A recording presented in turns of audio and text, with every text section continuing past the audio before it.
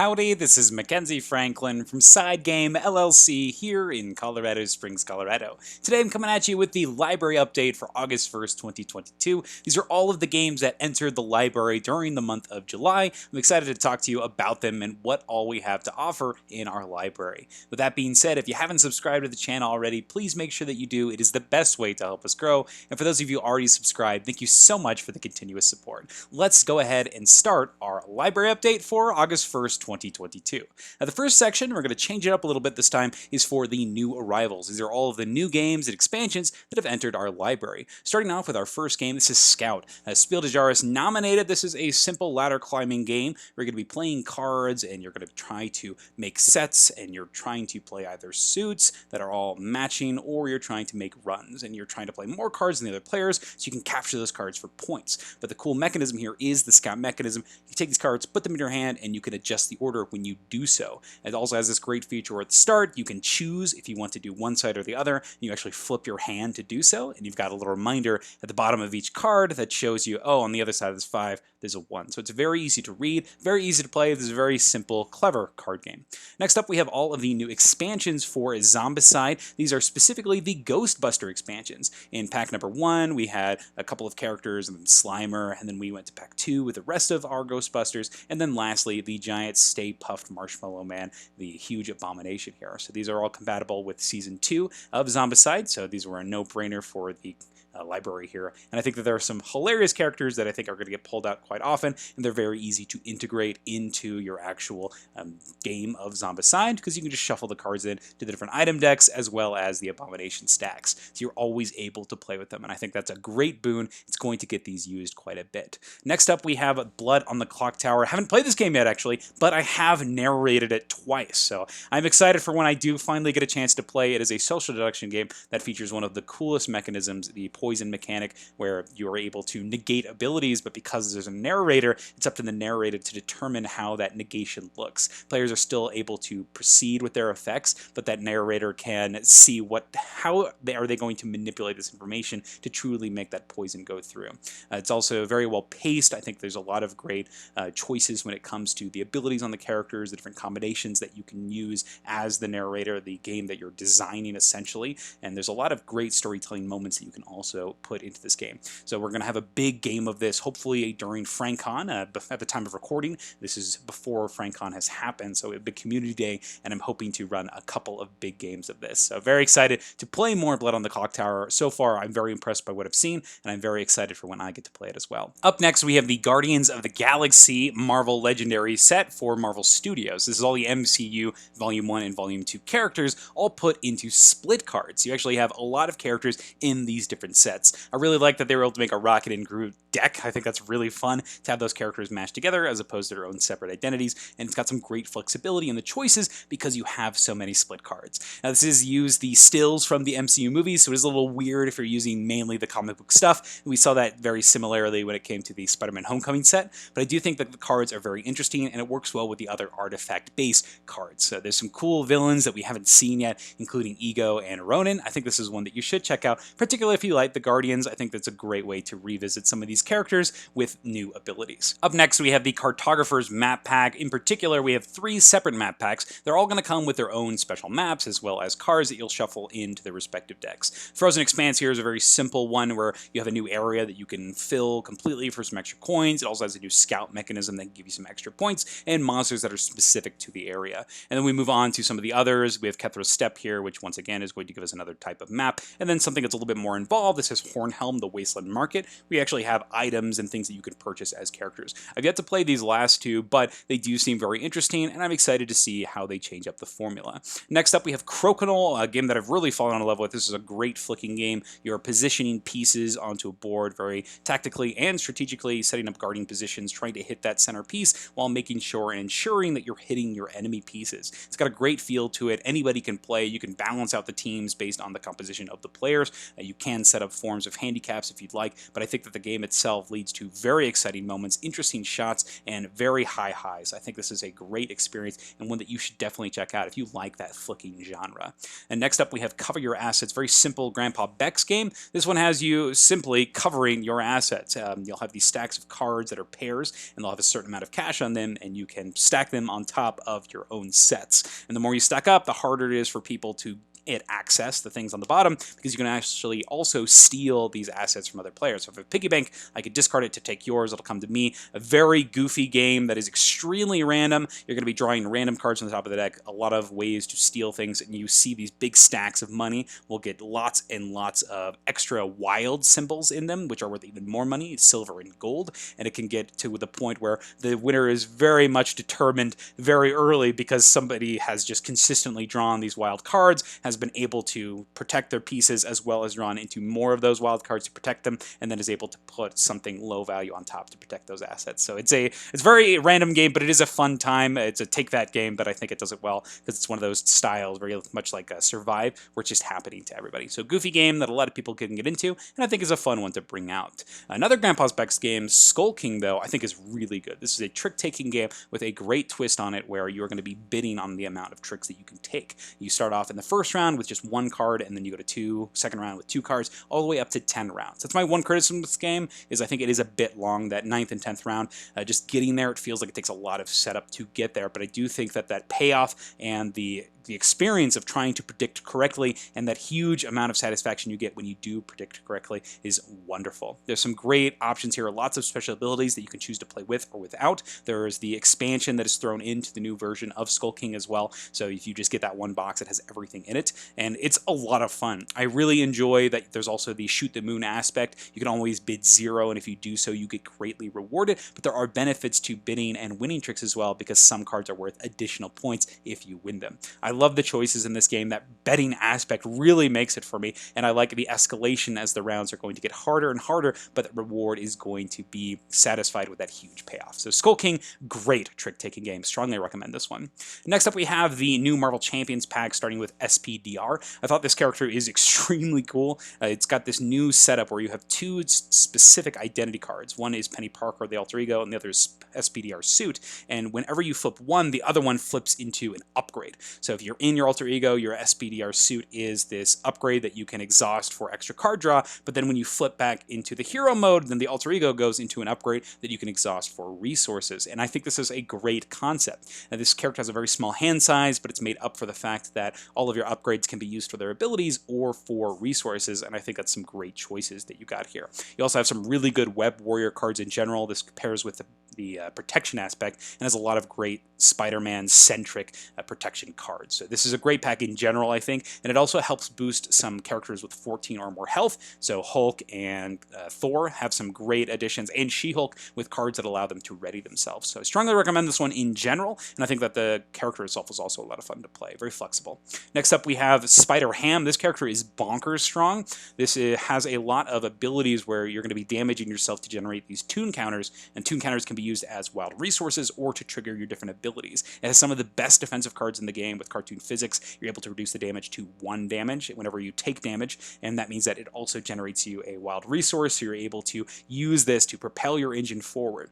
Spider-Ham makes pretty much any deck incredible, and the cards that come in Spider-Ham, the player cards, are also amazing. There's a new leadership card where every turn you could deal a damage to yourself to give yourself a wild resource, so you're basically taking Venom's ability on his character card, and it just works even more incredibly in Spider-Ham because you're able to generate 2 wild resources a turn with his effect, with his tune counters. So you have a lot of power when it comes to Spider-Ham. This is one of those top tier characters that you're going to see everybody talk about, and it's huge strengths. There are some weaknesses here. His damage output is actually a little bit low, but if you do spec into that, if that's your aspect that you're playing with, I think you're going to be just fine.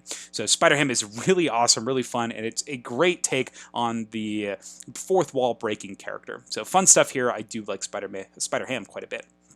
Next up, we have Oathsworn Into the Deepwood. This is a big surprise for me. It's been a long time coming, and it finally has arrived, and I'm so pleased with it. This takes a lot of mechanisms that I enjoy from so many different games. You've got an action point mechanism, very similar to something like Batman. You've got the attack modifier dex and dice checks that you can use from something like Gloomhaven, but the cool thing is you can shift between those two different systems. You can either flip cards, or you can roll dice, or you can do a mixture of both based on the dex of either. You also have this cooldown system, which is really interesting, and then the boss battling style of something like Kingdom Death Monster, where not only are you able to plan for these different effects that they're going to be working on, you're hitting different body parts, but as you defeat the character, you are going to weaken the attacks of that character based on the body parts that you're hitting. There's some really interesting design so far. I'm about 3 scenarios in this game, and I really enjoy it. This has been a standout this year, and I am so excited that I have some time during the summer to play this and focus just on this game. So I'm loving Oathsworn, and this is in that top contention for a game of the year right now for me, because I'm thrilled. The story portion is excellent, the character customization is excellent, and the way that the game works is every time you fight, some of your items will degrade, so you're constantly improving your characters and using your items, in addition to getting new ability cards, new abilities for your party as a whole, and you have a great system using companions in order to not only just run one main character with the actual card system and the action point allowance, but you also have some simpler characters you can trigger. And if you're wanting to up that complexity, you can change those simpler characters into the more advanced characters. So it's all up to what you're wanting to manage, and I think it's perfect for not only solo, but also cooperative. I think this is a fantastic experience. It's one you need to check out. This is Oathsworn Into the Deepwood. And that brings us to our upgrades. Our upgrades here start off with a bunch of Crokinole stuff. This is a very extra game where you need a lot of extra things to make sure that it runs smoothly. Starting off with Gliss Powder. This is basically a powder you put on the side, and it gives you a nice even flick every time that you play. You put it in the dish, you slide your disc on it, and then you'll have a very consistent flicking style. So this works pretty well, kind of like chalking your pool cue. It's a little bit extra in those terms. We also have these acrylic holders. These are to hold your open 20s if you get into that center. You're moving from the board to put them in there. They're great. They just sit under the side. You have both players' colors next to them.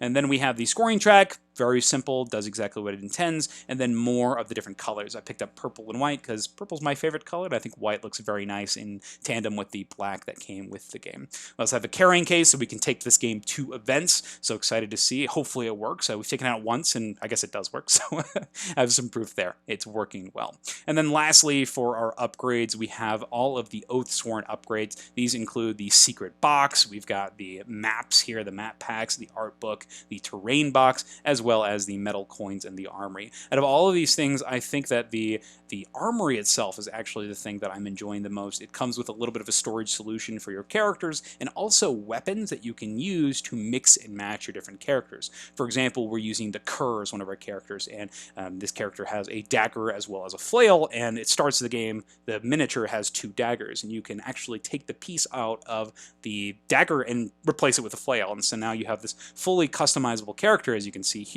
that is going to match the needs of whatever items you're playing. Totally superfluous, you don't need it, but I do think it's really fun. This reminds me in Kingdom Death Monster, when after you create a miniature, unless you've magnetized your stuff, if you want to show that you're using a different weapon or something, you just need to build a brand new miniature. So I think this is a really cool option, and it reminds me a lot of something very simple like Legos, where you're able to mix and match your different weapons. So I think this is a really cool upgrade. And that brings us to our last section. These are all of our pre-orders, starting off with the newest expansion for Arkham Horror, the card game. This is the Scarlet Keys. This is a globe-trotting adventure. Think something similar to Eldritch Horror, but in the Arkham Horror, the card game universe. You've got some new investigators, but also these investigators are from classic campaigns. You have new types of cards with these customizable cards. They have this additional sheet of paper that you'll be checking boxes off in order to track those upgrades. And then you have brand new characters to the Arkham universe, which is awesome. More of these customizable cards. And of course, a new neutral investigator, Charlie Kane, which is promising to do allies in a very awesome way. So I've been playing actually recently with Leo, with his ally deck, and been pretty underwhelmed. I think that Charlie Kane, though, with having 3 additional ally slots printed on the card, means that you can focus on getting cool allies as opposed to spending your experience early on things like charisma. You can use Charlie Kane to use cool effects on your characters, exhaust those characters to get additional skill bumps, so you're looking at your allies in a new light because you're looking on the icons printed.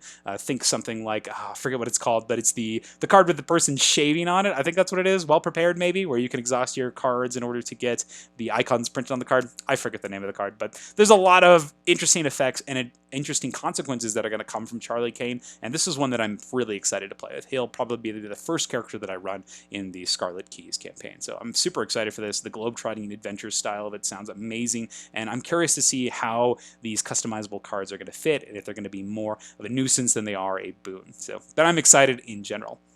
Next up, we have the Summit Sanity plus Big Box. This is the newest expansion for Summit.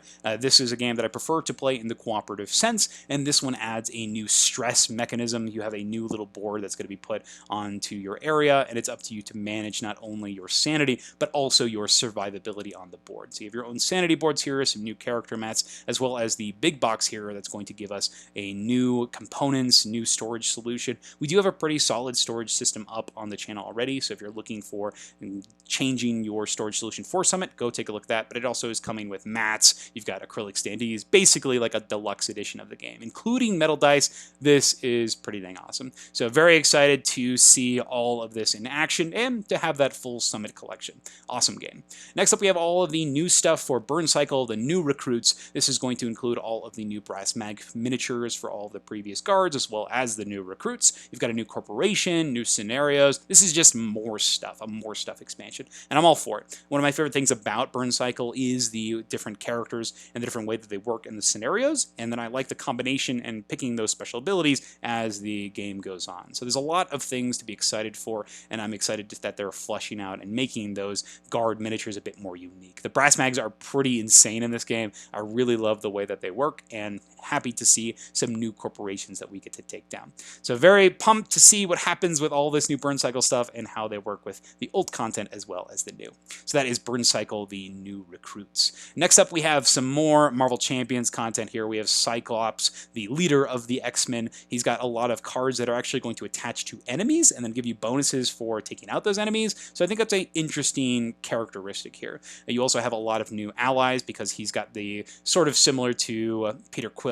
He can include X-Men allies from any aspect of the deck, whereas Peter Quill turned all the allies into Guardians. So I think this is a little bit different take on that effect, which I appreciate, but I like the idea of having another huge deck that you can just bring in all these characters from all over. So I like this pack in general is just going to bring a lot of X-Men into Champions, so I'm excited to see it when it finally arrives. Very excited for this one. And then the last one here is for Phoenix, and this character is awesome. This is exactly like the comic books. You have Jean Grey and Phoenix trying to control this dark side, but there can be terrible things that happen in the form of her nemesis. So you have Phoenix, who is clearly going to be a powerhouse with lots of crazy telekinetic cards at their disposal, but you have the Dark Phoenix, which is going to be your terrible enemy that you're going to see constantly.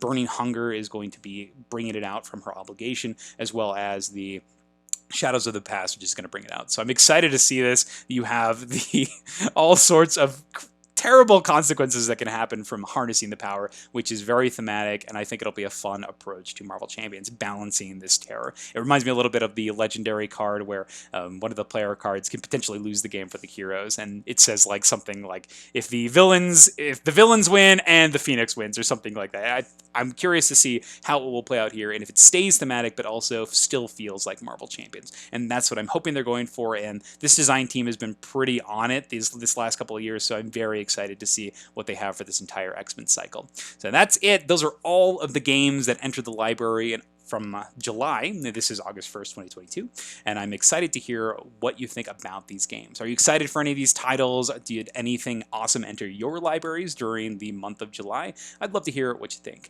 But thank you so much for sticking around and watching SideGame Strong.